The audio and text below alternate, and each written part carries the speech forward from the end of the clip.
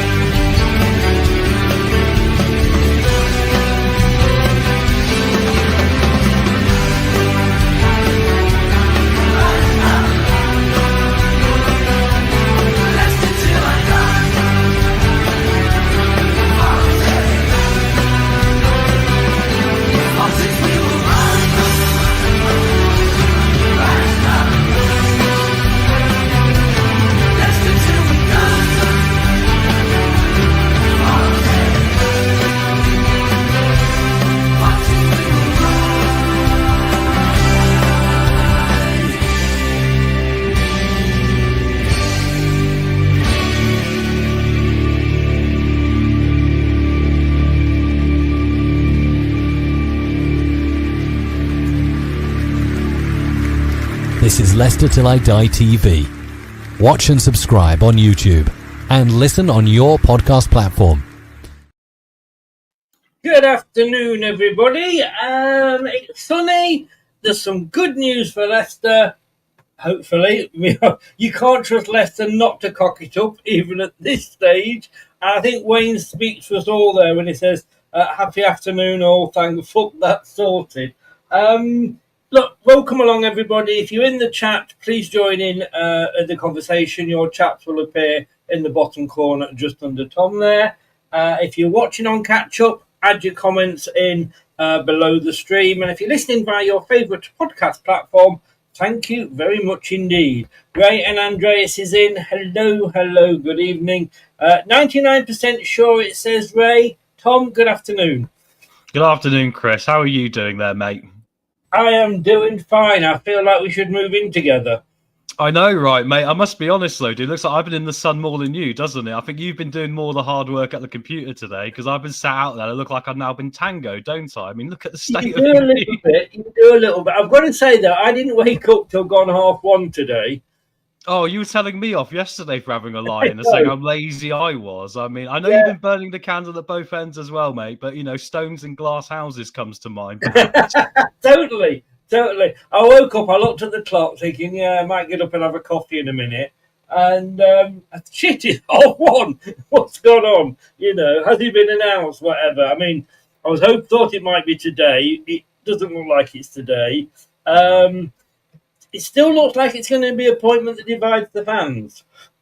Yeah, I've noticed this as well, Chris. I was quite surprised, actually, because I formed my own opinion on it from going around and having a look. And then afterwards, I had a look at what the fans were saying kind of around in different places, you know, where Leicester fans congregate online nowadays. And I've been quite surprised. I mean, the level of sharpness and the negativity has caught me a bit off guard as well, to be honest, because I kind of felt like I just wanted a resolution now. And but then I do wonder, mate, just to, you know, as a small starting point, perhaps the money situation, obviously we're not privy to how bad that is. But with this appointment, it suggests to me perhaps that has been the main problem when you think of all the other managers we've been linked to and haven't signed. Yes, yeah. Wayne's just said 13:30, gives a job, Chris. I haven't got a job, that's the problem, mate. Happy retirement for me. I'm surprised, and I think that we knew that whoever we gave the job to, it was not going to please all the fans. Nothing ever would. Some people would have complained about Roll.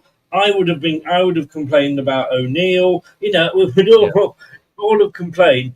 I think we have to say that this is the best of, you could almost say, a bad bunch.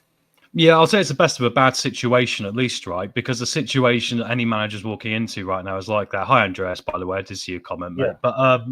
But yeah, I mean, it's interesting, isn't it? I mean, the nice thing is that he's obviously been linked to other places, Cifuentes. He's been linked to, like, West Brom, hasn't he? Who've ended up going for Ryan Mason.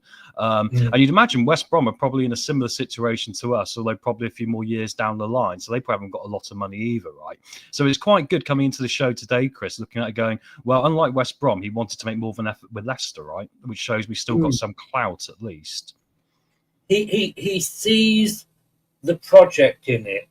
And it's not very often that you actually and I'm going to sort of word this right, that we've, as I put there, a manager who actually wants to be here. You know, I mean, did Brendan Rodgers really want to be here? We offered him a lot of money. Yeah. I mean, whenever we all change jobs, we look at it, we go, do you really want to be here? No, but they're paying me more money than I'm on at the moment, you know. That's kind of like the life's problem, isn't it, Chris? You sort of like have a nice job you might be working at. You might be offered extra money elsewhere, but the job itself there might be horrible. So what do you truly want? It's very difficult, isn't it? Yeah. Yeah. I mean, the last guy that actually wanted to come to Leicester, who was also put on gardening leave because he wanted to come to Leicester. This guy was put on gardening leave because he wanted to go to West Brom. But it was Ian Holloway. Yes, that's true. Exactly. Yeah. And obviously that didn't end too well, sadly. But once again, you suggest, was that more down to the club at the time and where the club was than perhaps Ian Holloway himself? But it is interesting, isn't it, Chris? We haven't had a good track record of that, like you say, so far. But it is interesting, this whole purpose of, I mean, you talk about Brendan Rodgers as well there briefly. I mean, that's a good example, right? Because if you look at what caused the decline of Brendan Rodgers, it was him spending a lot of money on players that didn't work out and then he binned off to the reserves or anything else. And then he wanted more money. And we seem to be attracting a lot of people like that because we have a heightened status now than what we did 15 years ago, right? Yes. So I think it's good this time that I think there's a little bit more of a positive slant on this. And I think this manager can view the club as something like a Bournemouth perhaps right now, where he can take them towards the top 10 of the Premier League with the facilities we've got, even if it's a bit more difficult at the start, right? Would you count us as I'm going to come to your point in a second, Will, because I've got that on my list to come to. But would you count us as a sleeping giant? I would, absolutely, yeah, because I think our facilities are set up to be, a Premier League club. I mean, I think in fan bases around the country, we must be about 13th or 14th. I mean, I'd argue that alone by interest would put you in the Premier League. We're the only club in Leicestershire as well, professional club in Leicestershire. No disrespect to Colville or anyone else, the only professional club in the county. So I think that is a big attraction. Look, and actually, ironically, for the problems it's caused, the white elephant of the training facility. Because you look at someone like Bournemouth, I know that people might go, "Oh, you're comparing us to Bournemouth, and they might be smaller." The reality is, the manager's gone in there, seen a project, and he's really made something special out of them that a lot of us didn't see coming. I don't think a lot of us saw Bournemouth being able to get towards the top. I know you might, Chris, at the bottom south coast, but I didn't particularly see them getting up towards the top 10 again. I thought they might go straight back down. But the reason I'm smiling was because last night, as you know, I went out for a walk with my granddaughter. And we went to, it's called Canford Sagna. And they're building some houses around there. And they had to take this huge golf course and make it into green open space. And at one point, Poole Town, who I used to work for a while, were going to have the ground there, but it never came off. But Bournemouth, whose training facility was like somebody's back garden next to the stadium, it was really small, have now got a huge training facility, very, very similar to Leicester's, with the arch, and all that, and the covered over bit. And I was walking along Canford Sagna last night with my wife, my son, and my granddaughter, and it walked straight past the Bournemouth new training facility, and it wasn't as big as ours. Interesting, that isn't it? Yeah. It looks impressive, and it's obviously a huge upgrade on what they had before. But no, it wasn't a sea grave. Let me put it that way. But it was very impressive. I'm not going to knock it, But yeah, I think, and no disrespect to Queen's Park Rangers, who of course have had the history as well. We all remember the likes of Stan Bowles and Ray Wilkins and all that playing for them. But I did that picture recently with where there's a bird on top shitting on the two below, shitting on the four below, and it's the same with football clubs. Even if you're Liverpool, there is a Real Madrid, that's bigger than you, of course. And no disrespect to QPR, and just to let you know, if you can see going across the bottom there on the banner, I've got a show this evening at 7:00 with a gentleman from Up the R's who will give us the lowdown on Cifuentes. or however you pronounce it, and you're going to tell me in a minute how you pronounce it.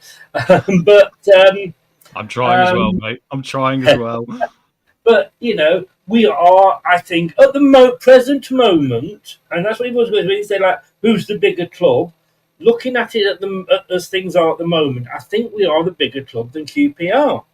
Yeah, it's always a diversive sort of subject, this, isn't it, Chris? Because you always end up upsetting someone somewhere. But and even our fan base, because we're lucky actually. I mean, the irony is, of the downside of having quite a lot of negative noise, is that the good thing is you've got a passionate fan base who really care about the football club. We've got many fans who really care about our football club, which is wonderful. But the downside to that is obviously is that it can cause some some difficult discussions almost, can't it? But I would view us right now, mate, from my position, if I was a manager looking in from the lower league level, from say QPR down to League One, I would view us as an opportunity to get into a club, get into that training facility with a good youth academy, and I could take that club back into the Premier League. And then if I wanted to go and get a next tier job in Europe, for example, or maybe even get this club into Europe long term, which we've done before. So it is possible, Chris, if you've got the belief in yourself to do it, because the facilities are there. That has been proven. So we're a sleeping giant in some ways now, very quickly, aren't we? Let me roll. First of all, look, last night caught us all by surprise, I think. Like I say, I'd been out, I'd come back, I'd checked all the posts and everything. Nothing was happening. I went outside, had a drink outside with my neighbour. She was knocking back the wine. I was knocking back the cider. Came in and suddenly this appeared on Sky Sports. Exclusive from Rob Dorset. Marti Cifuentes has verbally agreed a deal to become Leicester City's new head coach. Further talks between Leicester bosses and the Spanish coach progressed on Wednesday. Sky Sports News has been told, and Cifuentes has been confirmed in the role before the weekend. Final details of his contract are now being worked on, as well as legal details regarding his compensation package with QPR. We'll come on to that in a second. As Sky Sports News reported on Tuesday, Cifuentes is prepared to hand back up to £500,000 that he was due in solidarity payments after QPR put him on gardening leave. Now, that, first of all, I have got to say that's two fingers up to Gary O'Neill, who, if the rumours are true, was asking to be the second or third highest paid manager. Yeah. Now, to me, that says, A, you're a dickhead, Gary O'Neill. I mean, anybody who follows me on this channel will know I'm not a Gary O'Neill fan. I did threaten to go and support Nottingham Forest if he was appointed. So, thank you, Top, for getting me out of that one. But to look at Leicester and think we're going to make him the second or third highest paid manager tells me he has not done due diligence in realising where we are financially. What's he been reading about us? It also shows us, mate, the effect on these agents, doesn't it, in football? Because a lot of these managers we've been linked to are with a certain group, aren't they? And there seems to be a similar trend amongst this agency as such. And I've seen it in other sports as well. As you know, I'm a fan of other sports. And I've seen it this summer in other sports I like, and it's really irked me a little bit because it seems to be the main aim is money and that alone, and everything else is forgotten about. Even the emotional context of jobs or what you would like to do. But yeah, I'm actually glad we kind of found out Gary O'Neill by what he asked for, because I don't particularly want another Brendan Rodgers right now. I don't think that's actually what we need right now. I don't particularly want a Russell Martin right now, who I believe is a similar character. That's not what we need right now. This is ironically exactly what I felt we needed, in our football club. So in some ways, they've outed themselves, luckily for us. And maybe our situation, even though it's not great and there's still a lot of accountability to be taken by the board for what has been going on, we might end up getting lucky here at the end of it. And hopefully that will give us, a nice foundation now. And the thing is, Chris, the thing I've always loved about our football club over a lot of others, and I've been very proud of with my friends, is that I've always felt we were a very honest football club back in the day. We always did things honestly and we achieved things. And I think people looked at us in a positive light for that. I really want to get us back to that. I think that's what makes Leicester, the best football club we can be as well. Yeah. I mean, we used to be looked at, the Premier League story, the FA Cup story. But you can't. Clubs change. They do. And look at Manchester United. If you'd have said, 15, 20 years ago under Alex Ferguson that Man United would be in the shit they are, Cool. looking at Jamie Vardy as probably the main striker that they might be signing. No disrespect to Jamie Vardy, but it happens to all clubs. I think it was Andreas said earlier. We did dodge a few bullets. Wayne said there, greedy sod, bad attitude, totally. Yep. Now Terence has said a manager who wants to be here, but does he want to stay here? I mean, Good question. does any manager ever want to stay here? We've just said it, haven't we? Look, if Man United were to come in for him after a season, Yeah. would he turn them down? No, he's not going to. Because no matter how bad they are, they're Man United. If, Liverpool come in for him in a season, he's not going to turn them down because they're champions. So, you can't say that any manager is ever going to stay. And let's be honest with you, why would they? Because, why should they show loyalty to us when we will sack them at the drop of a hat? Well, this is very true, Chris. Me and you go back a bit now. I mean, I remember that when Martin O'Neill could have gone to Leeds United, and the fans obviously put the signs up at Filbert Street and managed to persuade him to stick around before he ended up going to Celtic down the line, right? But that was a big opportunity with Leeds' finance at the time, and we kind of sadly moved away from that in football a bit. But I will say this: I'm a bit of an optimist in life. At my heart, I'm an idealist. I mean, realistically, you can't be in this world; it's impossible. But I do think, if he comes in with this and this energy spreads around the football club and we end up in a position where we are fighting for a European place 2 or 3 years down the line, maybe, we don't know. I actually think we might see a bit of a romanticized view of this, and he might stick around, because the reason why is because he's moved around a lot before, hasn't he? And I think he's had opportunities in other places, but I don't think he's ever really gone to such lengths to go, I see a home here for me in a more stable way. And maybe a 2 or 3 year stable job is what he wants right now. And that serves us perfectly as well and allows us to build our culture back in the right direction, doesn't it? Okay, well, let me put it to you this way. I'm just looking at, he has had 1, 2, 3, 4, 5, 6, 7, 8, 9, 10, 11, 12, 13, 14, 15 jobs between Sanderdale under-19s and QPR. And that is, to be honest with you, in 20 years. So would we be any the different? Now, I'm going to quote my daughter here. She works in psychology. Yeah. She's one of these, she's a counsellor, basically. And she knows what she wants to do. She's 25 years old. After she left uni, she's only 25. She's probably had about 8 jobs. Yeah. Each one was a stepping stone. Got you. First job she got her into that sort of NHS counselling sort of role. And then each time she moved on, because she's got a goal that she wants to attain. Now, she actually now has got a job where she is a senior counsellor. She was being considered for a department manager's position, running a department. She's actually gone to London, because her boyfriend, who works in the hospitals, needed to do his masters. The company like her that much that they said to her, yes, you can work remotely, because everybody does it on Zoom and what have you these days. Come into the office twice a month. And like I say, she's in line for the promotion. She mentioned me the other day, I've got a new job, Dad. Oh, wow. I said, bloody hell, what are you doing? Now, apparently with and I'm going off track a little bit, I'm doing a bit of a Craig here, but what I'm saying is that she is at the top. There's two stages to counselling. There's low level and high level, depending how bad you. The low level, those that are just struggling. The high level is those that have really got problems. And she's at the top of the low level, but she wants to be at the top of the high level. So she's gone from being a senior counsellor at low level to a trainee at the high level. And I'm looking like, why? But when she gets to the top of high level, and I'm sure she will do that with her record, and obviously I'm a dad, I believe in her.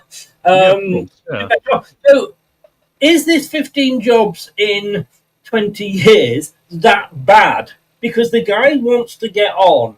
And if he does go to a Man United or a Liverpool or somewhere like that, it means he's done well with us. Enzo would not have got the Chelsea job if he hadn't got us promoted. I completely agree with this. And also the thing is, of course, it's all well and good just to see football clubs listed on a list, isn't it, and see movement. But we never understand the full context of what's gone on there. Yeah. And also there is the element for me of, I think people sometimes, especially look at Leicester right now, Chris. I mean, it's very apparent we are very, very broke as a football club, despite what appearances on the outside might look, because we've got very posh things, around, And I think the thing is that I think a lot of football clubs are like that. If you look at some of the names mentioned, the top clubs in Sweden, for example, he's been involved with, they've not got more money than Leicester, but there's still an expectation for them to be able to get into Europe and, hopefully be able to do something, So I think, in football management, I'd say 95% of the jobs are very difficult. Incredibly difficult, and there's so many factors to consider, and especially when it comes to the board and stuff like that. I kind of discount this as a complete thing. I think it's about what you do when you bring to it and how you come across. And it's amazing how he's not even Leicester boss yet, but everything we're seeing from everywhere else and what we're hearing and what's coming out is what it gives a really good impression of him as a person, if you see what I mean. Yes, yeah, and some of those jobs as well. Look, I can turn around to you and say, I was a manager for WH Smith, and I could turn around and say that I worked for WH Smith for 12 years. But if you broke it down, it was sort of 3 years at Leicester, 2 years at Blackpool, a year at Blackburn, a year at Burnley, but it was all for the same company. So, it was under 19 and assistant manager, a Ruby youth coach and manager, AIK youth manager, and then under 9 manager. So, it's probably not as bad as it seems. Ray says there, you've got to understand where you are in the hierarchy. We always need to be on the lookout for the next one. We do. It is just as simple as that. And I think once we won, that trophy there behind me, we seem, a lot of fans, I seem to think, got delusions of grandeur. A little bit, yeah. Yeah. And, as the Burnley fans said, we did become probably a little bit entitled.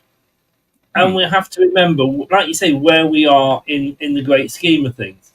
But this was what came out today. So this is from Sky News, Rob Dorset.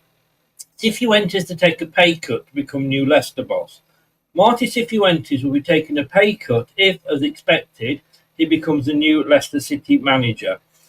Sky Sports News can reveal he has verbally agreed terms on a 2-year contract with an option of a further year. So we haven't gone straight in with 3 years, which is, good. I think, good, because we can assess it sooner. And, of course, the payoff won't be as big if it doesn't work out. But because he is personally paying back a large proportion of the £500,000 compensation he has been paid whilst on gardening leave at QPR, he will effectively be taking a pay cut to take over at the King Power. Sky Sports News has been told Cifuentes is happy to do so and offered that to his new employees because he is excited by the project, albeit with finances being very tight at Leicester, with the prospect of a points deduction looming over the club for alleged PR breaches. It goes on. He's likely to have to sell players before he can buy any new recruits this summer. The $500,000 due to QPR will be paid by Leicester City because it has to be paid club to club. But Cifuentes has offered to forego some of the wages and signing on fee he is due from Leicester to cover a large proportion of that fee. It's expected that 250 grand will be paid by him, 250 grand by us. All parties are hopeful that it can be sorted quickly so that the new head coach can take charge of the team for the behind closed doors friendly against Leicester City at OH Leuven on Saturday, before they head to Austria on Wednesday for a pre-season training camp. So much in there. Yeah. So much in there that I want to go. I want to start with the last bit first. I don't think he should be in charge for OH Leuven. Leave it with Andy King and let him just observe. Yeah. But fantastic if we can get him in before we go to Austria. Yeah, we got to. That's his ideas over, can't he? 100%, Chris. I think he needs to be at that game, and I think for him actually, it'll be a nice thing just to watch the game, see what Andy's doing, so he gets to have a look at the players. Obviously, he will talk to Andy before the game and suggest what he wants to see. And Andy's been holding that role incredibly well for us. He's been brilliant at it, hasn't he? It also gives him the opportunity to mingle with the fan base a bit, which I think will go down very nicely. And like you say, then he's got an idea going into the Austria trip, which is really where he's going to build his team and have the difficult conversations with people, perhaps. And then that's a really good footing for us to start on. Obviously, we'd have liked it to have been sooner, but it's very apparent now, Chris, bear in mind where we are, that the money is that bad. Because I wonder if, and I'm not sure I said to you, I said to someone earlier anyway, I wonder if he hadn't come along, we would have ended up with Andy King just because of all the money all these managers we were interviewing wanted, because I don't think we got it. Look, we're talking $500,000 here. And I understand what you're saying about our finances. And look, I've reported on it and King Power, but and all their troubles. But it's the family that owns it. On and on and on. But for God's sake, if we can't afford $500,000. Yeah, I know what you're saying. Yeah, but maybe, mate, they've had a bit of a shock to the system, a cold ice bath, which they actually needed, mate, in my honest opinion, because I think sometimes in life we can all get a little bit like this, and then you get a cold bucket of ice water, like I said, and it's a time to refresh your ideas and get yourself back online a little bit, isn't it? So, so I think that's what a lot of it is. So I don't mind seeing them being a bit arsey about £500,000 at the moment, because they seem to be very eager to throw £50 million or £12.5 million at Danny Ward back in the day, who never played. Yeah. Which seems remarkable in hindsight. But that said, we didn't know that Kasper Schmeichel was never going to get an injury. In which case he may well have played more. Right, let's just go back and go through this. So it's not a pay cut technically, but effectively it is. And okay, let's say I'm sure we could have afforded £500,000 compensation, but if somebody is going to offer to take a pay cut or offer to pay half of that, you're not going to say no, are you? No, I think it's a good indication, isn't it, of a positive reason to want to be here, isn't it? And I think it shows us a willingness to work with the board as well. How many managers recently have we seen a disconnect between the board and the manager? And hey, look, I actually don't think Ruud van Nistelrooy might have been at fault for that last time out. I think the board might have had a lot of fault because they didn't seem to have a grip on what the financial situation really was. And I think because of that, they told him a few accidental at best white lies, didn't they? Or some lies in order to try and persuade him in the door. So yeah, I think it's a much better proposition for us, this. And I just think the interesting thing about it is that, I mean, like 99% of managers, like we say, are probably going to come in and expect the big money. But I look at Cifuentes and I go, I want him to earn the big money. If we get to the end of this 2-year deal, Chris, and we're doing really well, we're in the Premier League, give him the Gary O'Neill money. But I don't think you should be coming in. You're not coming in right now demanding it. I think if you think you've earned it, you've earned the right to get that. Yes, yeah. We need to get that through the football club as well, Chris. It's important with the academy players and all the rest of it as well, isn't it? It's important to create that culture of you need to earn your money here. Because look at Manchester United right now, to mention them briefly. They're going to have all these players that apparently want to leave and all the rest of it. They aren't really a good influence at the football club. But would you want to sign them on their wages? Bear in mind how they've been. I don't want we've got the same problem with Skip, Faze, Winks, and all of those, haven't we? Exactly. That's a difficult part of the job. I'm going to put a really awkward question to you now, but I love doing that. I love it. I love it. Bring it. Looking at this, then, he's been out of work since he was, April or something? No, before then he was put on gardening leave. January, was it, or something like that? It's been a while. It's been a while. Now, is he saying that he wants to do this because he really just wants to come to Leicester and see he's like, fucking it, I can do something here, and they can be look where they were, if I can get them back to that? Or is he looking at it and thinking, bloody hell, I don't want to end up like Graham Potter and be out of work for a couple of years, so I better get some. Although, let's be honest with you, 500,000 would probably keep us going very happily for a couple of years. But, he may think, I don't want to be left on the shelf, sort of thing. Which of those two do you sort of come down on the side of the fence of? Oh, mate, you said come down on the side on the fence, and I was willing to sag on the fence here a little bit. But Yeah, I know you were. That's why. yeah, let me just put it Just this going to way. start calling you Wayne too.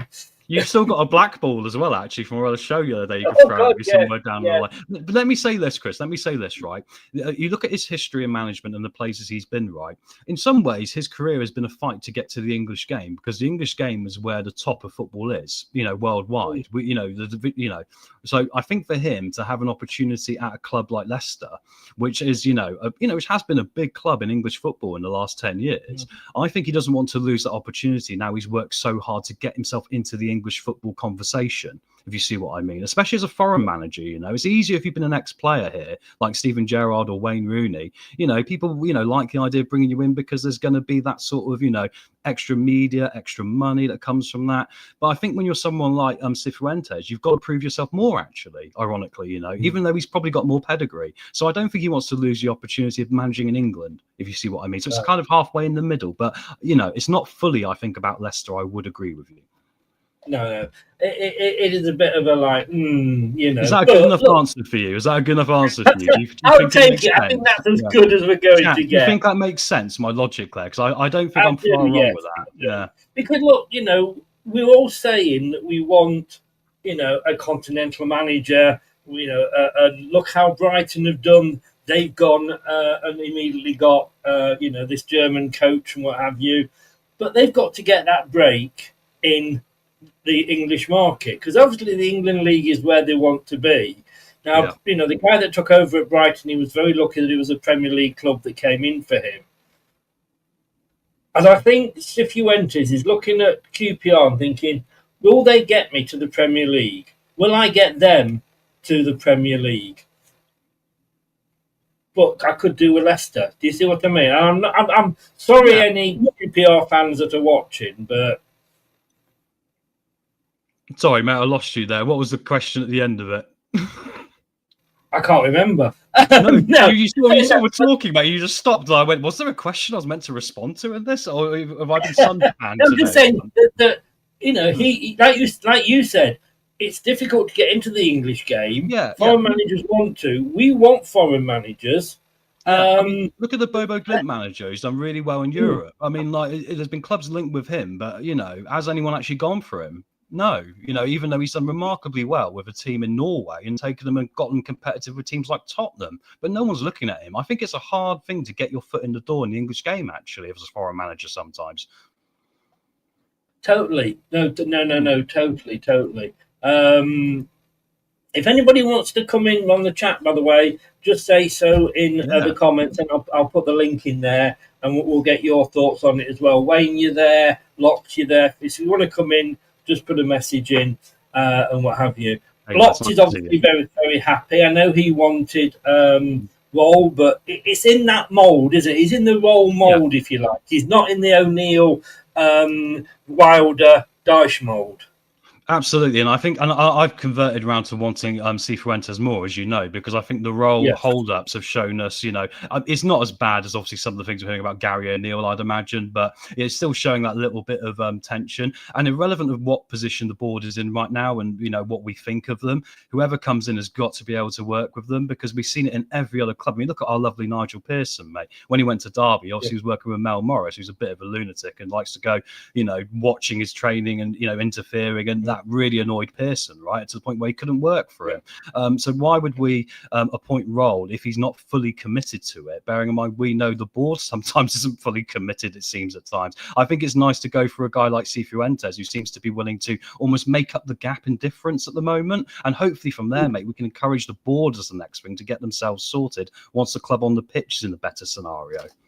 But I think as well with Roll, we were led to believe by the press, rightly or wrongly, that the Roll appointment, well, he's out of work, he's negotiated a lower pay packet, a compensation packet, so we can afford him now, and all of this. But it was probably more complicated than that. I mean, he's now saying he's going back to Wednesday because there might be some movement on the ownership. Well, if you're going to flip-flop like that, maybe we dodged a bullet. Well, exactly. I mean, if you look at Sheffield Wednesday, if they changed ownership, which I imagine they probably will, because I don't know why any rich investor out there wouldn't look at Sheffield Wednesday, because they've got every ability to be a very big football club. Their fan base is 40-odd thousand people in the Championship. I mean, it's like the guys that took over Sunderland in League One. It was a guaranteed success if you get it. If you get yourself in there and get it right, it's just going to make you money as well, isn't it? So I imagine that's part of the reason he probably thought, well, if he's going, I'll stay here, because to him maybe it's a sideways move. I know we're a bigger club technically, but maybe in how the both clubs are operating right now, there's probably similarities he saw between the two and thought, I'd rather the devil I know at the moment, I'll get my money, and then I expect them to move on, and I'll still have a better opportunity here to build Sheffield Wednesday again. So, but yeah, I mean, I think it's worked out ironically in our favour, but it's more by luck than judgment again, isn't it? Which goes back to our worries about the ownership and stuff like that, mate. Yeah. I think Wayne's going to pop on. He was up very early this morning at 4 o'clock, bless him. But he said he's back home now. The link's there for anybody that doesn't want to pop on. I'm getting very excited by this. I mean, I know if you ask Lots was convinced that I was very much a pro Sean Dyche appointment. I wasn't necessarily pro Sean Dyche, but I could see why they might consider him. Me too. Yeah. I mean, what I was saying, what I was saying was, whilst he wasn't my choice, I wouldn't totally dismiss him. Now, he seems to think, if paper stories are true, that he's too big for Leicester because he didn't want us. Well, fuck off then. Do you know what I mean? We'll see where you are in a year's time if you've got a job. Maybe somebody will struggle in. Maybe Burnley will struggle to get out, and they'll ask you back to do a firefighting job. Who knows? That was my prediction, wasn't it? I think as soon as Burnley are in the trouble, he thinks he's going to get the job and he'll be back there, similar to Moyes at Everton, which I kind of... And also he loves Burnley, doesn't he? I mean, if you love something... Yeah. Oh, no. I mean, it does. Whether and there's always the problem if you go back twice. Yeah, I mean, I don't want to go back to my ex particularly, but, there is always going to be some love there, There's always going to be some love there, of course. Well, there is, but then, if you go back and it doesn't work out again and, she kicks you in the bollocks as she leaves, you're thinking, what the hell did I do coming back? Look, it worked for us with Nigel Pearson. He came back and it worked out, but there's no guarantee that it will. I think I need to actually email... send that out at the moment, Chris. Yeah. But it's I mean, the nice thing is, mate, is that like I say, it's the optimism that I think, and it's funny because it's not coming from all the fan base, obviously, but I seem to notice there's a trend among us in particular. We're doing shows like this across all the channels, and please, guys, go like and subscribe to everyone's channel. We're very lucky as a Leicester City community to have so many passionate people about the football club, And going back to the Dyche thing quickly, while you do your stuff there, I think once again it goes back to what I was saying before about me putting it in a positive light about the passion of the fan base. We're all concerned and we're all lacking trust in the board, so we've all got a strong image of what we think is going to fix the football club. And the Dyche idea is about we need to protect this and stop it getting any worse, whereas I see a Cifuentes as someone who's going to come in and probably go, I want to do more of an Enzo and just push it as far forward as I can, if you see what I mean. And I think that's a different mentality that people have in life as well. And of course our fan base has got people from all walks of life, so we're all going to be a bit different, aren't we? We are. I mean, I took a bit of flack because I said that I wouldn't. I would not back. Who would I not back? I wouldn't. Here he is. Hello, mate. Here he is. Hi, guys. Hello, mate. So I took a bit of flack because I said I wouldn't back Gary O'Neill because everybody's saying whatever we've got in, we should back them. I wouldn't.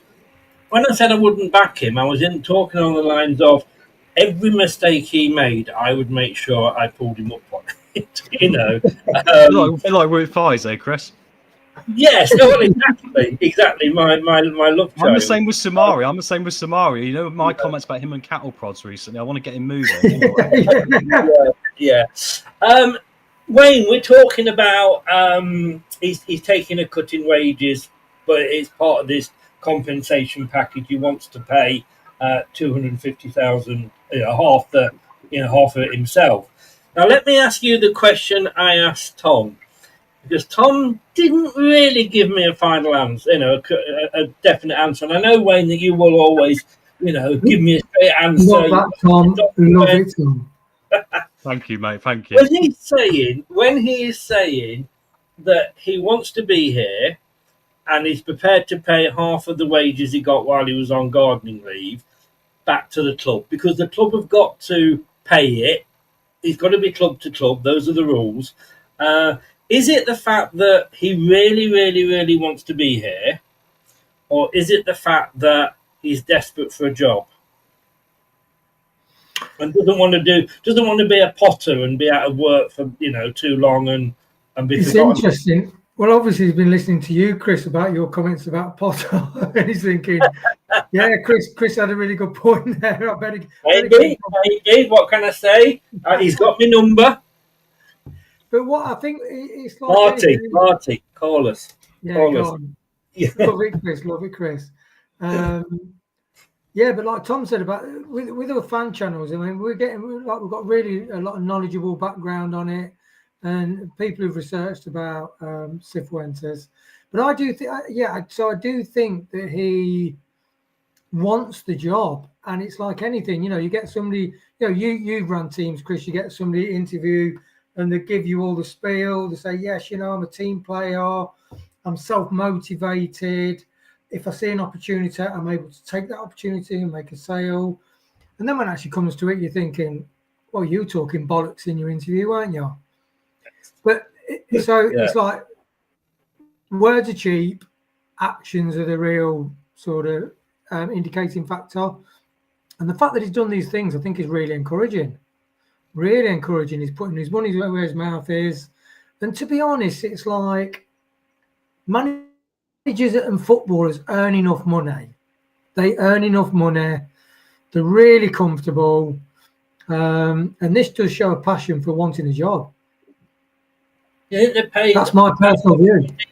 Yeah. Do you think they paid that much money at QPR?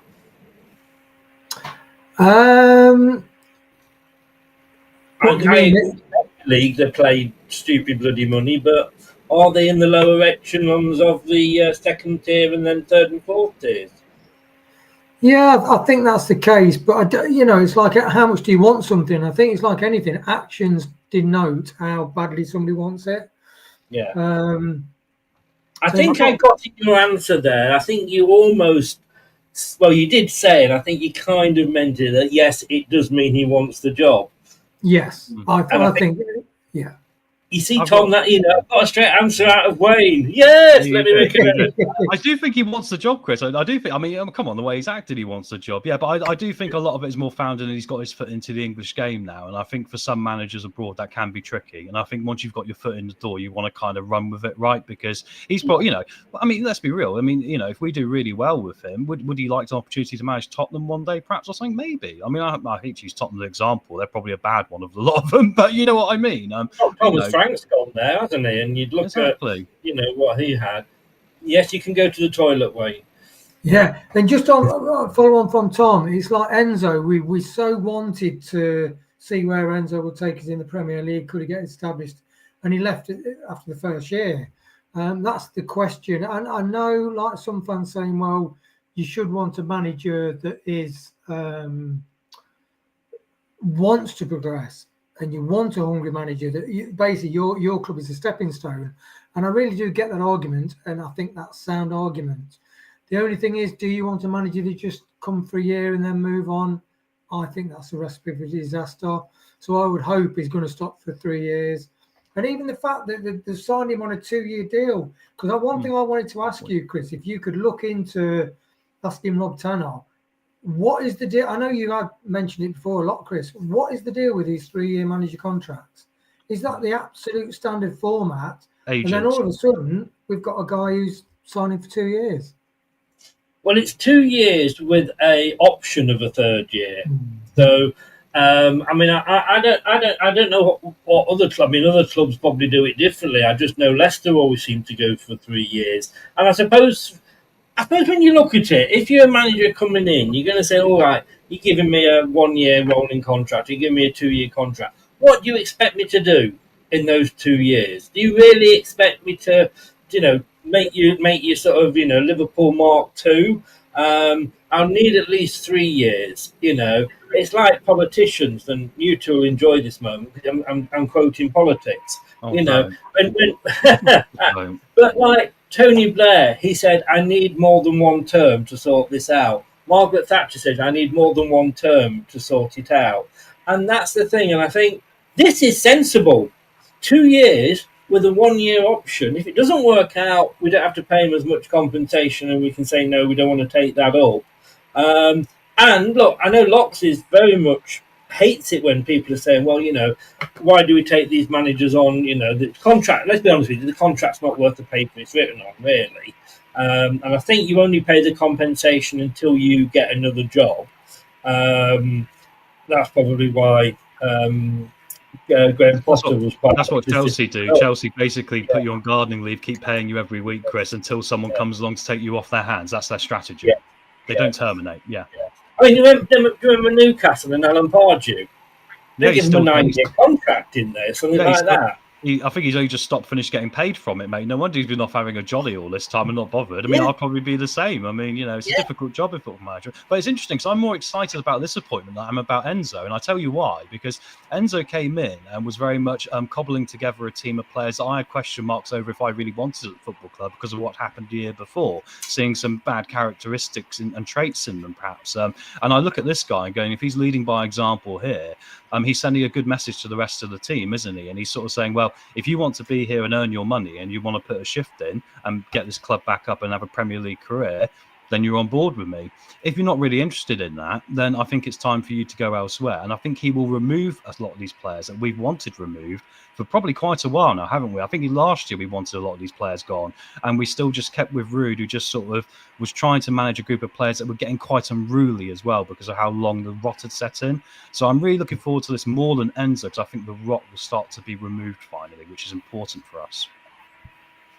I said earlier, Wayne, that I know there's Bazza says there. I think it's the fact that some fans will never be happy, and we said that earlier, didn't we, Tom? Whoever you get, there's going to be some fans that wouldn't be happy. And if it was Sean Dyche, a certain number of fans wouldn't be happy. If it was Gary O'Neill, I wouldn't be happy. So you're in this position. But do you think it's because you look at QPR and they look and say, well, he's prepared to pay to come here, so it's the cheap option.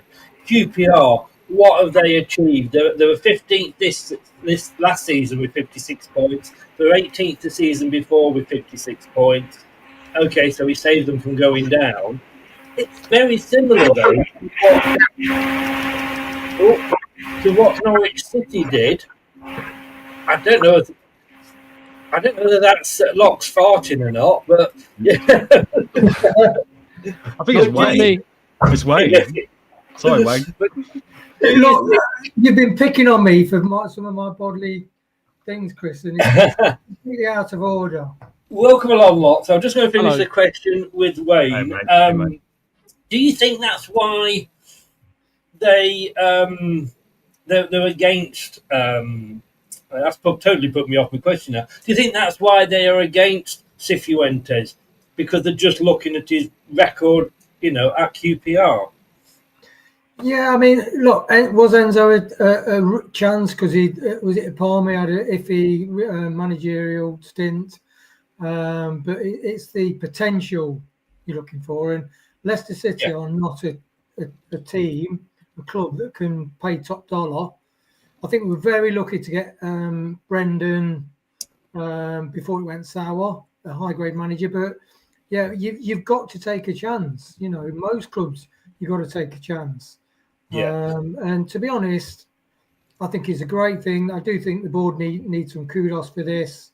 With signing Monga, having King in place. It's all 48 minutes, guys. If you're playing match day bingo, 48 minutes for the Monga comment. He wasn't in from the start of the show either, guys, so you've got to take a bit off that. Yeah. Sorry, Wayne. Sorry.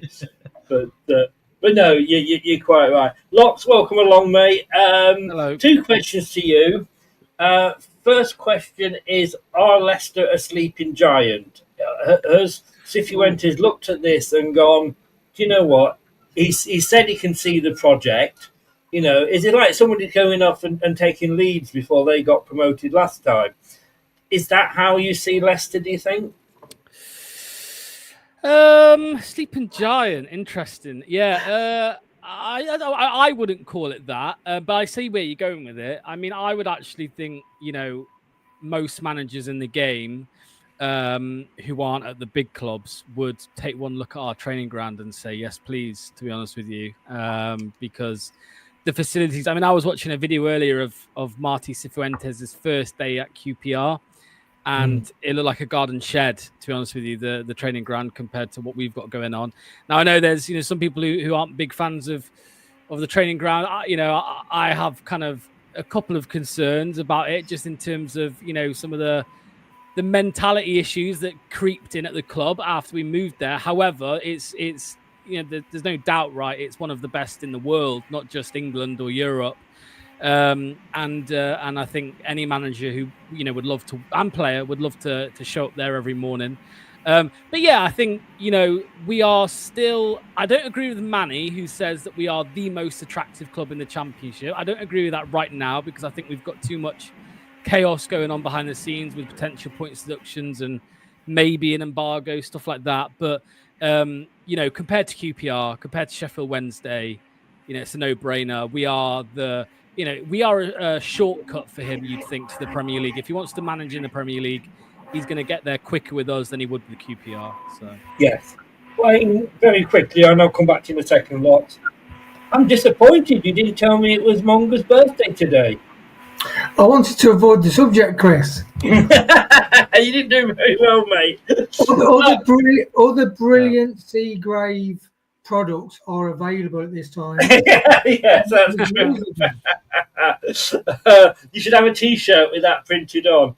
Look, you were very much in the role camp, and I understand that, and I get why you wanted that. But you seem very, very happy with this appointment.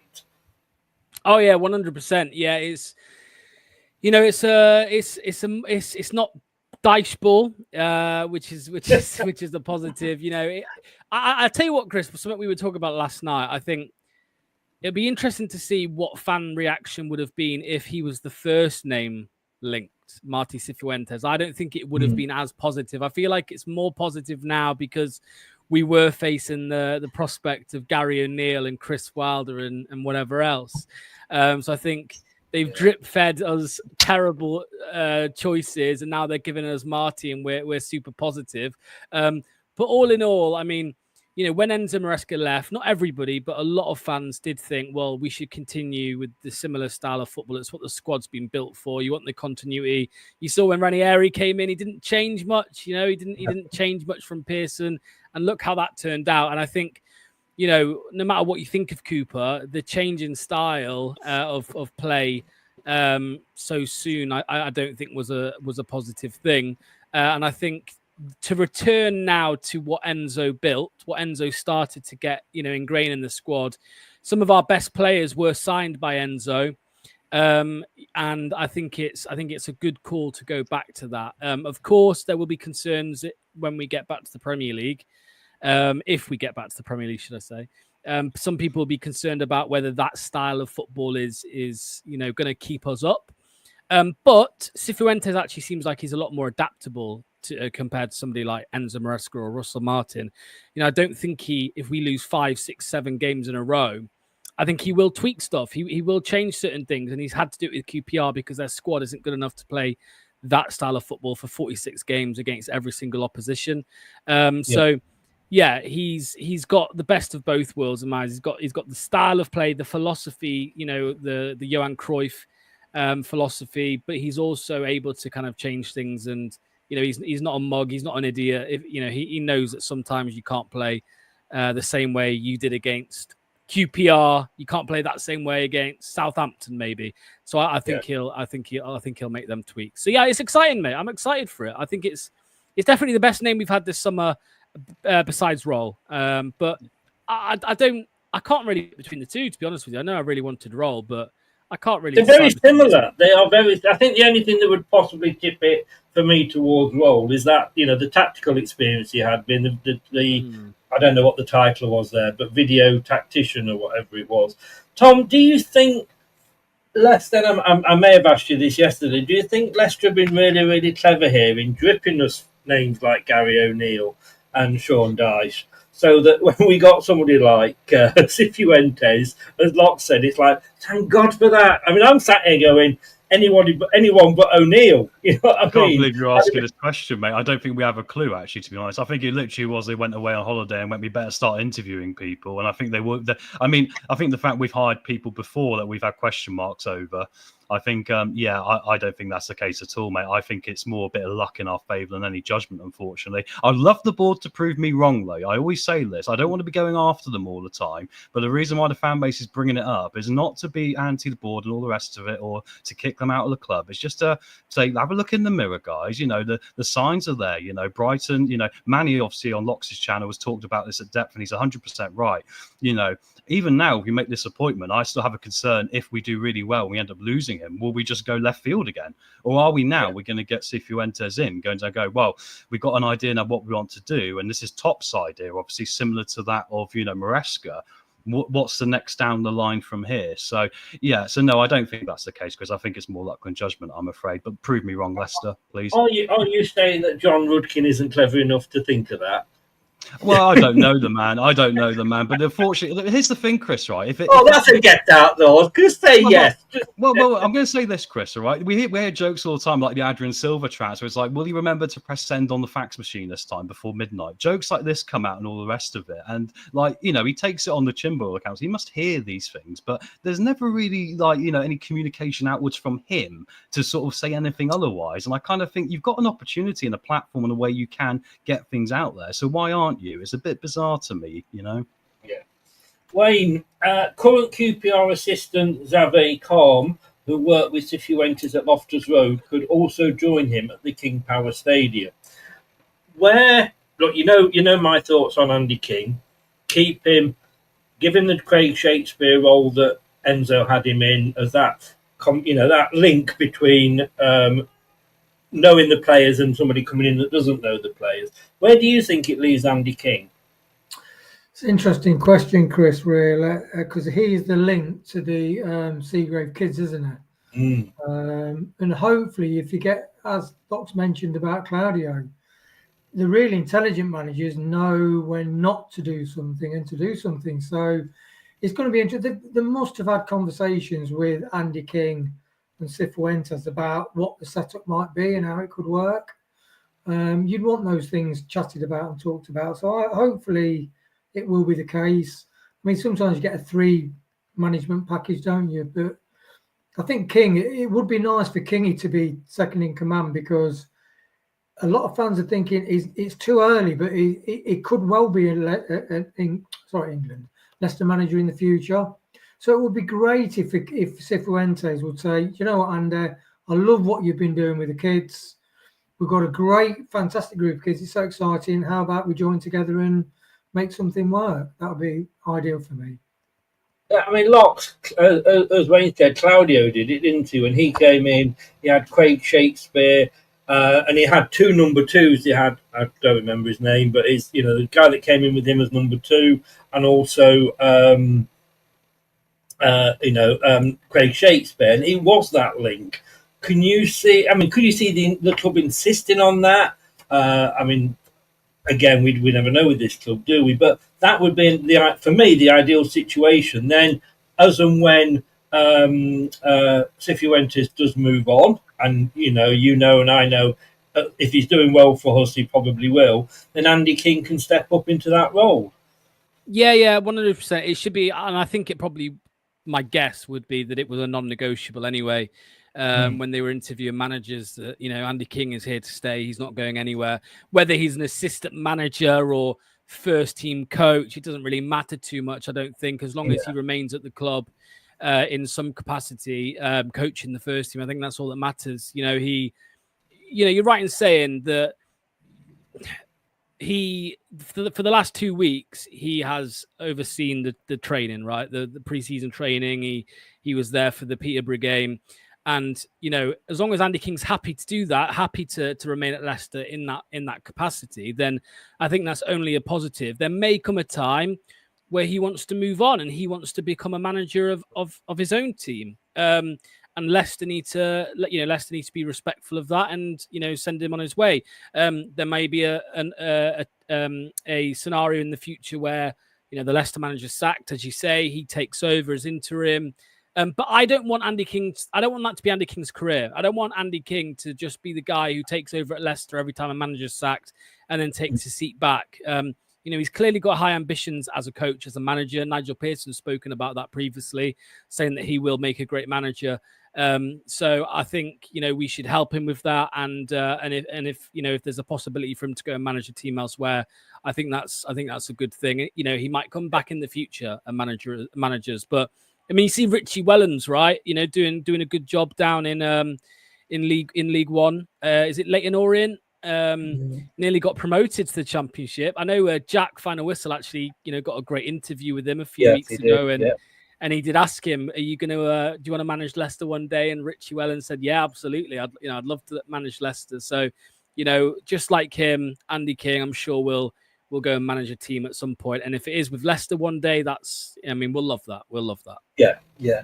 Tom, Cifuentes will become Leicester's 6th manager in just over 2 years. Are we turning into a Watford? Well, we are, yes, but that's because of the poor decisions at the top, isn't it, mate? Not to, take too much fun out of the word I used there, but that's the problem, isn't it? I mean, you're only as stable as the foundation of your ship. That is the reality, isn't it? The Titanic sank because it hit an iceberg, and then, it couldn't hit an iceberg and get away with it, could it? So I think this is the problem we have got with Leicester right now, beyond anything else. I think the only good thing about where we are now, like we say, is that this guy is coming in and he's saying all the right things and leading in all the right ways, isn't he? So yeah, I mean, this is going to be hopefully a big a part of stepping forward. I do wonder, and obviously I have no info on this. This is speculation. There's no point, going anywhere else. But I do wonder if this is a stage for Leicester of us trying to get back to the Premier League now, and maybe they'll sell the club, because they've invested a lot of money. But if you sell the club now, you're not going to get that money back. However, if you get the club back in the Premier League, then you might be able to at least get back 80% of what the $500 million that's gone into it. So I think this is a last-minute play, perhaps, rather than to ditch the deal now, because otherwise, why else was it so quiet for so long? It's sort of like you're getting your lines in order there, wasn't it? So, Locks, and I know you've got to go, so last question for you, mate. You have been quite vocal at points about wanting King Power out, or top out, if you like. Would you be happy if we got us back into the Premier League for him to move on?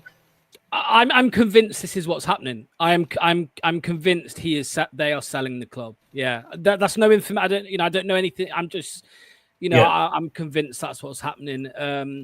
The one thing I will say about Top is, he doesn't have bad intentions. I just think he's incredibly incompetent, to be honest with you. I think that's all it is. I don't think he will. I think he will make sure that the club is in safe hands. I don't think he'll sell to any dodgy whatever. I think he'll make sure that the person he does sell it to, the people he sells it to, are the right people. So. Yeah, I think of course it'll be heartbreaking for him to have to let it go. He's got bigger issues at the moment, over in Thailand, him and his family. And yeah, a part of me, of course it'll be sad to see that family disappear from the club. But as I said, I think it's now really the only option. To be honest with you, in my opinion. I would much rather us be successful with King Power, with Top, but I just can't see it happening. I just don't think he's got it like his dad did, and it's as simple as that. So yeah, I think he will sell. I think the aim is to get back to the Premier League. He'll get a better price for it as well, of course, and then he can sell, the club. John Rudkin must be shitting himself, because if that happens, he's the first one. Indeed. Look, blue tinted glasses, mate, guys. Go over and give him your support. I will be over there at 9:30 tonight with the angry Australian and the manic Manny. So that's going to be it's going to be fun, mate. It's the first of the late night Leicester shows, and I think it will be as chaotic as you'd expect with Luke hosting it. So yeah, Yes, and post watershed as well. Anything can happen. exactly. Cheers, Locks. Thanks so much for popping on, mate. Nice to see you guys. Take care. See you in a bit. Bye bye. So thanks to Locks for popping on. Yeah, that's gonna after the watershed with like I say. The angry Australian and the manic man. He does not hold back, does he, Luke? No, Chris, it's great shows for the Leicester fan base tonight across the board, isn't it? Because your show at 7 o'clock with the QPR fans can be very interesting, bearing in mind a lot of people obviously a bit sceptical about how QPR have done. And obviously we've got this later on. So we're very lucky right now. We are. And look, you can see here all the, LCFC channels.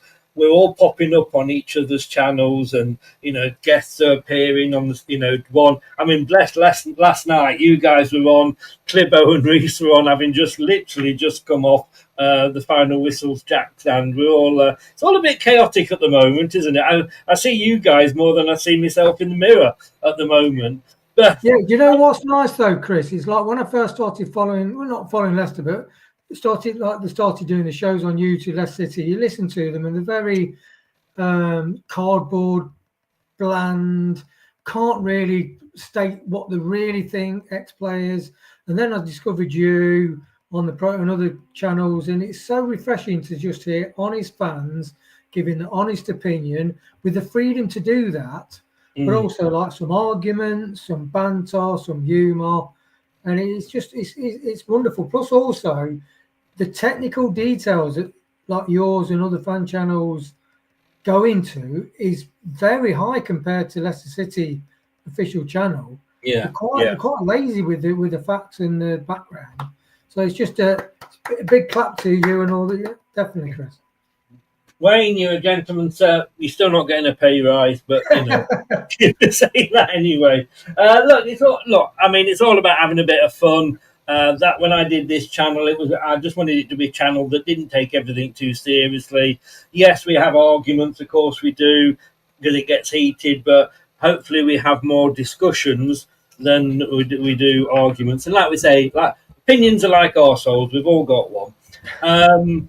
Wayne, talking of opinions, that leads me very nicely in, if I do say so myself, and I can't say that. A lot of people aren't happy with this appointment. They think it's done on the cheap. What has he achieved? Blah blah blah. And I'm going to be very interesting tonight. And I've got to say thank you to the gentleman from at Up the R's, which is a QPR channel, for coming on again at short notice. And he's going to give us the rundown. We're joined by Craig as well. The rundown there on Marti Cifuentes. I'm really interested in that one. But when you look at some of the appointments we've made, if we sort of looked on their last job, if you like, which is what people are doing, some people are doing with Cifuentes, would we have taken on Ranieri, who basically, as the Greek national manager, had just lost to the Faroe Islands? Would we, in fairness, have taken on Martin O'Neill, who came from Norwich after he'd been at Norwich for 10 days? That, you think, whoa, hang on a second. Nigel Pearson only just kept Southampton up. That was a bit of a risky. You look back, and sometimes, yes, you go back for like me, as old as I am, with Frank McClintock and what have you, but sometimes you've got to look beyond that, haven't you? Because we wouldn't have taken on any of those guys if we'd looked at the most recent record. No, and the Great Escape Premier winning team was made up of journeymen that people didn't want or coming to the end of the career, or Jamie Vardy. I mean, £1 million, it was crazy. Yeah, it was crazy. So you have to take chances, and that's what we like about football. I'm not a betting person myself, but it's the thing that you're thinking, could that work out? That it's like the odds of Leicester winning. It was 5,000 to 1. I wonder what the odds were on us doing the Great Escape even. Yes. So to be honest, you've got to take chances. And some fans are just not happy. Some fans will only want this. I had 3 of my customers today at work, and all of them wanted Daesh, actually. Wow. Wow. But to be honest, if somebody gave you £999, the odd people would moan saying, "Oh, why couldn't you give me £1,000?" What can you do? I take it, Tom, you had a bet on us winning the league, did you? I did. I don't do it much nowadays, mate, but back then I was a bit more of a degenerate, and I didn't do it straight away. I did it after 4 games, and I cashed out after the Newcastle game. We won with the Okazaki overhead kick, but I did get a decent money back. It was 4 figures, in high 4 figures. So I was quite lucky. I didn't talk to the press about it though, but I did bottle it. I didn't run it out to the end. I could have got more. Well, yeah, exactly. I didn't bet on it because if I'd have bet on it, we wouldn't have done it. I'm the guy that in the Liverpool AC Milan Champions League game, I'm the guy that 3-0 down at half time turned to my son and went, "They're not going to win this. They're going to lose this." And then when they had a big star player that went up to take a penalty, one of the biggest names in football at the time, AC Milan, and I turned around and said, "I'd put my mortgage on him getting this," and he missed. That's why I don't bet. But look, I'm just looking at his record here very quickly, Tom. And apart from 2 teams, he's had a 30% plus win rate. Now, apart from 1 team, and that was La Hospitat. He was only there for 31 games, and he had a 29% win record. He had a 52% win record with Hammarby, IF, 58% with Ruby. His Queen's Park Rangers was 32.93. Again, I don't know whether do we look at stats too much? Well, I think the problem is, mate, if you look at the stats just for the stats, some of it can be quite difficult reading. But I look at where QPR have been and what QPR's journey in the last few years has been, and they were a club, in my opinion. This is my opinion. This is why I'm looking forward to tonight's show. That was in quite a substantial decline, and they couldn't seem to steady the ship. It was looking like it was rocking its way down to League One probably and being in big trouble. Yeah. So I look at what he's done as QPR as a very successful job actually, because I think if you think of the problems we've had behind the scenes, that's what started QPR's decline, didn't it, in the Premier League with Harry Redknapp? And they were still seemingly not getting away from some of those problems many years later. I think he's the first one that's gone in there and really made them look like a half decent outfit at occasions. And of course they've caused problems for the big boys in the Championship as well. It's not as if they've just been down there being cannon fodder the whole way. They've been competitive in every game, if they picked up points or not. So I think you do have to look at it beyond just numbers, and you have to look at the context of where clubs are in those situations. And let's be real as well, a lot of those appointments he might have gone in for 2 minutes, they're probably because a manager got sacked before him who was doing a bad job. That's the nature of the beast, isn't it? So how many times are you going to go in and immediately get a 50%, 45% win rate? Very unlikely, as very few managers are going to be able to do that, in my opinion. Indeed. And look, last term, Wayne, not last term, the term before, sorry, Gary Ainsworth was a manager at QPR, ex-player. The fans loved him, but they were actually sat second from bottom. And this guy came in after the sacking of Ainsworth and got them up to 18th and safety by quite a few points. Yeah, that's a real difficult gig, that is, to take a team that's really on its knees. So that's a real problem, you think. So how do you solve that problem? But obviously he was able to do that. And you've got to be a brilliant manager. You've got to be somebody who can inspire people. And you've got to, because the difference between like sportsmen, they reckon at the very top, it's just your mental attitude. A lot of the top 10% of sports, a lot of the players can be pretty similar in ability. And it's amazing, you get a boxing match, somebody's on the ropes, he just gets an uppercut in on somebody, and then all of a sudden, like the crowd's behind him, he gets second wind. It's all that mental game sport, isn't it? And that's what I like about Cifuentes, to take that club from that position. I did have a question.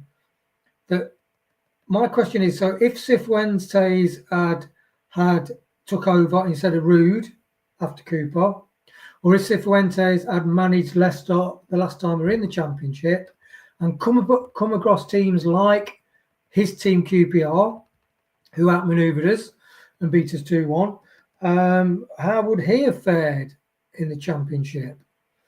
And I think he would do as well and better than Enzo, because I think overall he's a better manager than Enzo. That's the overall way he approaches things. I think that's my way. That's the way we're doing it. It's the system. We do the system. You know, the law of statistics says that we will win in the end. Yeah, I think you have to look at Cifuentes and go, he's got a better CV than Enzo had, especially if you take out the pet dust bit. You know what I mean? Which seems to sort of do it all. Tom, I mean, sorry, you've got a question, Tom. I'll just have a quick point here, guys. You don't mind? I don't want to derail the show too much, but there's one thing I want to say. I hope he comes in as a manager and not a head coach, because we're not very happy with some of the signings we've made in the past year, like Decordova Reed and all these people, and that comes from a director of football making signings for you, doesn't it? Whereas he's got a lot of experience of managing in leagues like Sweden, Norway, and me and Wayne have been talking about this. We look at other championship clubs a little bit and saying, well, who's signing players that I like to look of, for example. One example, I told Wayne there's a striker I think we should go for from a German club, and Southampton are signing him as we speak, which is interesting, isn't it? That I spotted him as well. And I look at him as a sort of manager I think will have some knowledge of cheaper players that we can pick up who might be great value to the squad. And the other club I look at this year I think has done really well is Norwich. I think the striker Norwich are linked with is going to be a very, very good striker in the Championship. But I do have concerns in our football club they're not going to do it. So do you see my point here? What do you guys think? Would you prefer to be a manager, or are you not worried about the head coach manager? I think for me it's a title. It's just a title. Whoever, whether he's a head coach or a manager, he should have the last say in who is signed for the club. Look, I've said this many times. He's the guy that's got to work with them. He's the guy that's has to sort of fit him into the team. And like I said many times before, when I was a team leader, manager of a sales team, I didn't have a say when we took this girl on from another department. I wouldn't have touched her with a barge pole. In fact, I wouldn't have touched her with Wayne's barge pole. She was awful. She was disruptive. Nobody had a particularly good word to say about her, and she was put on my team. Within 3 months, she'd gone because she was fucking useless and couldn't do the job. Yeah. I had no say in that appointment at all, because if I had, I would have said she's not going to fit in with the team I've got. But it was the guy, my boss, trying to sort a problem out and rectifying the problem on one team where they were taking her off, but causing a bigger problem on my team. So, the guy should always have the same. Now, he may say, you've got your Wayne, he might say, right, I want a new striker to Martin Glover, and say, right, okay, what are you looking for in your striker? And he will say, I want A, B, C, and D, because that's how I'm going to play the game. That's how I want my striker to be. Martin Glover should then say, got ya, let me go and have a look around. He should then come back with 4 or 5 options and say, right, we've looked at players. These 4 and 5 options are, available. They're possibly, we think the club's willing to sign them. Which of these do you like? Now, he may then, as the manager, say, I don't want any of those. Please go away and find me some more. Or I want this player. And it might be that he's got to turn around and say, we can't afford that player. But I don't honestly think John Rudkin signed any of the players. He finalised the contracts. Did he go and pick the players? No, I don't believe that he would actually have gone and picked the players. Did that happen with Koulibaly? We wanted a right back, and we had to work within a budget. Did he tick Rude's boxes? Was it not somebody that Rude didn't want, and that's why I didn't pick him? But whether he's a head coach or a manager, the guy that is in charge of the team with whatever title he's got is the one that should have the final say and say, that's the player I want. Wayne, what you had your hand up? What did you want? Yeah, I think we've all, because did you ask Rob Tanner? How does this work then? When we, the signing of players and the strategy with players, and it's still unclear, isn't it? That kind of thing. But I don't think anybody knows 100% because that's how secretive the club are. But you're not telling me that the football director says this is the player we are signing. You wanted a striker, I've got you a striker. That's the one you're having, Edward. Yeah, I would imagine his job is dealing with like the direction and what needs to go, and the strategy that they're going to incorporate and practice. But you'd also probably have to agree the deal. You'll have to, he will know. Top will have said, right, this is the budget you've got. So let's say, for example, he's got a 5 million budget to spend on players. He will say to the manager, right, how many players do you need? Right, we've got to get all those players within 5 million. And then if the manager picks a striker that's 3.5, he goes, that's fine, we've only got 1.5 million left. But it's then his duty as football director to go off and say to the agent, to the club, right, this is what we're offering you. And he may have to then come back to the manager and go, we couldn't get him. They wanted too much money. And then the manager might say, I really, really want him. So he's going to have to go off to Top and go, can we make more money, please, Top? So I think he does that bit of the negotiations, but I don't think he picks the players. He can't do, surely. No, and it's interesting. One of my customers is a Sunderland fan, so obviously they got into the Premier through playoffs, but they signed a lot of young players, and the manager, I forget Sunderland's manager's name. That's right, Regis Lebris. And he basically said we signed a load of young players because we have to, on our budget, we have to have on-loan players, or we get players on loan from Chelsea or ex-Liverpool, and then we sprinkle a couple of older heads. But all their signings are under 25 years old, even for the Premier League. The problem they've got is in order to meet those, sign as many quality players. And he told me the players he signed, and they're all exciting, strong, dynamic, up-and-coming players. But I think 3 or 4 of them are African players, and it's the same as our team. When the AFCON starts, they are a bit worried. But he says we've had to go down this route to buy in for the Premier League. And to stay on our model, we've had to sort of go to AFCON players because we couldn't afford the non-AFCON players, basically, because our model is still 26, 25 or under. That's the limit. Yeah. Just the reason I raised the question, just to finish it off, Chris. Sorry, I know we want to get on, but was just because it goes back to the whole Steve Walsh thing for me and Nigel Pearson. They were obviously 2 peas in the pod, had a similar vision of what they wanted in the player, and we need to get back to that sort of mindset. And I'm looking at Cifuentes and going, he's obviously a man in the same mold as them because of how he's acting. So I'd like him to have more accountability for transfers than past managers have had, because I think he's got a better judgment on character and player. That's it. Yeah, he's got to have the final choice, like I say, and I would. And also, he is a pragmatist, and he's economic when it comes to signing players, which is what you want. In other words, when he buys a player, like Rodgers, like just splash the cash, get me these players. Whereas his approach is, okay, so from the money we spend for every £1 million, we want the certain. That's an investment. And also, we will buy players. When you get a Cooper who buys all these old players, they've got no resale value. Whereas if you buy the younger players, you have got resale value. So if you buy them wisely, you'll never lose money. I still say with Cooper, he came out and said, you're not going to blame me if we get relegated because I bought inexperienced players.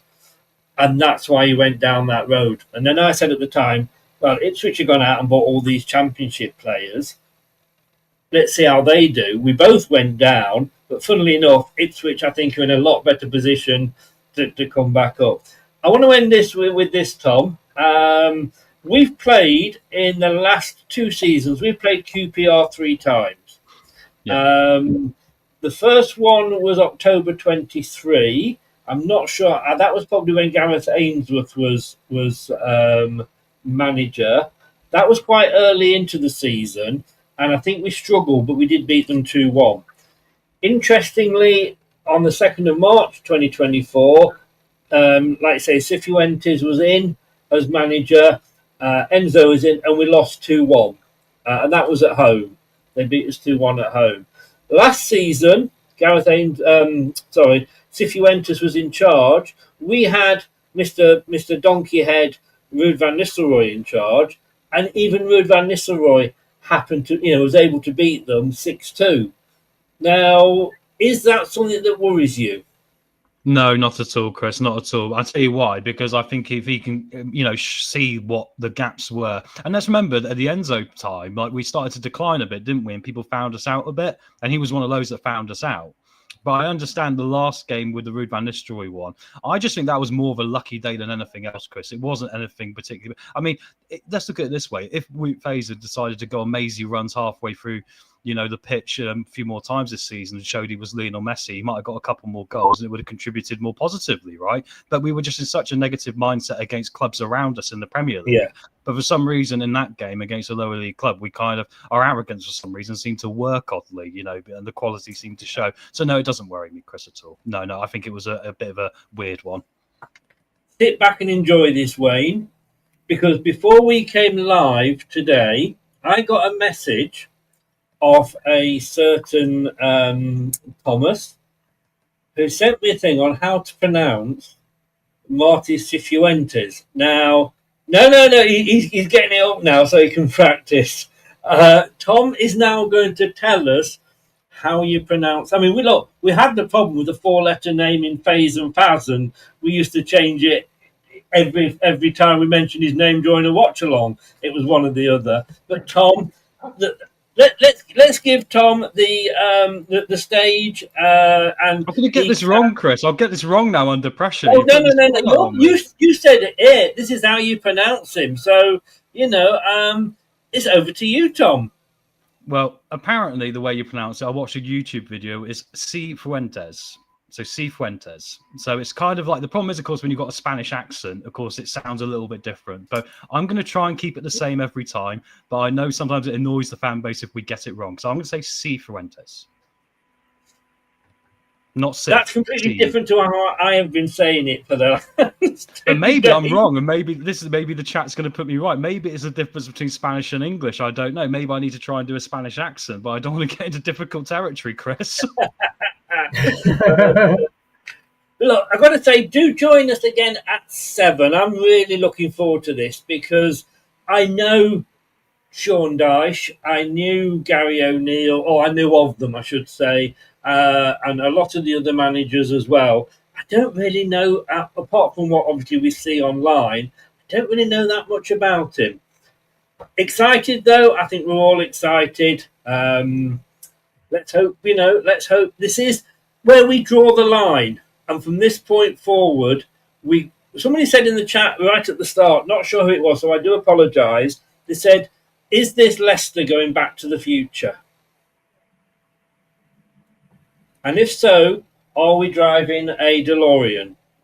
I hope so. We bloody well need it, because that's what made us successful, wasn't it, Chris? I mean, it's bonkers the fact we walked away from our own successful path. It's insanity to me. And it all started I'd love when they announced him for him to drive up to Seagrave in a DeLorean and get out of the DeLorean. That would be brilliant. Absolutely brilliant.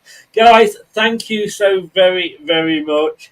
Well, look, we'll talk again, I'm sure, within the next 5 hours or something when something happens. I appreciate your time. I don't think it has been announced officially yet, has it? Still nothing. Just have a look. Just see if there's anything on LCFC.com. No, it's still about the young stars, what have you. So this is it for Leicester.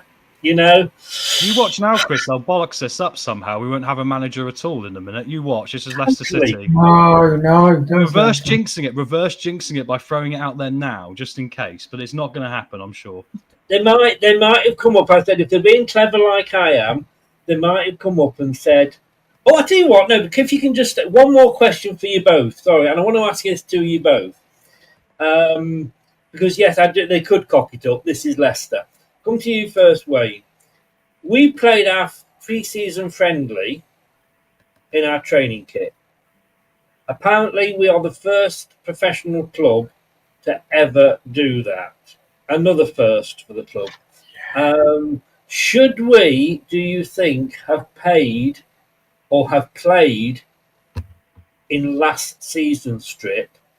If there's a problem with the BC game that they're not going to sponsor us because we've got relegated, do the shirts without the logo on. We do it for Monga.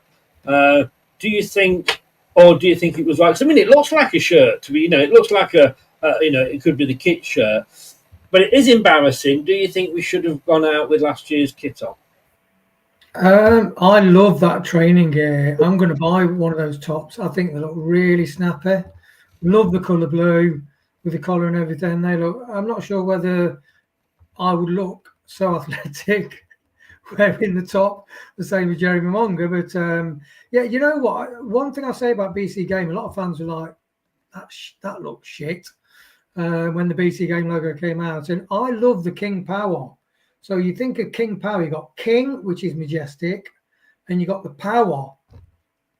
That during the Great Escape, and I thought you were going into a rendition of the Power Rangers theme. Subliminally, when Leicester went out when we won the Premier League, players looked at Vardy and Albrighton and the guys, and must have thought King Power. It's like Superman. I love the King Power on the Leicester City top. I don't know what he's been drinking, Tom, but we'll leave it there. But do you think? I know, I get what you're saying. So from one Black Power Ranger to another, do you think we should have played in last season kit? Yeah, we never got an answer off Wayne, did we? As usual, it was a very political answer. Training kit. I love the training kit. Okay, Yeah. sorry. Okay, sorry. No, I'd agree with you. I think we should have done what Monga and the young lads have done. I think we should have turned up without a sponsor in last year's kit. I think it would have looked a little bit more, yeah. I mean, it is a nice kit, don't get me wrong, but it's obviously not a kit per se, is it? So, I agree with you, Chris. I think we should have gone with last year's minus a sponsor. It's almost like saying there's a sponsorship place available. Who wants to buy into it? Yeah. And I must admit, I do like what Andy King was wearing, which was a blue kit with the lighter blue arms. I do quite like that. Guys, like I say, we'll probably talk again. We will. Appreciate you both coming on. Thank you very much. If you're watching, please, if you haven't done already, smash the likes, subscribe, and click that notification bell. If you're watching on catch up, please add your comments below. We're always interested in reading those. And if you've been listening via your favourite podcast platform, thank you for lending me your ears. 7 o'clock tonight, guys. Everybody be there or be square. I'll see you then. Good night. Or good afternoon, I should say. Thanks for watching. These videos are tremendous. You better like them too, or I'll be back. This podcast is proud to be part of the TalkSport Fan Network. TalkSport. Powered by fans. That will conclude this evening's entertainment.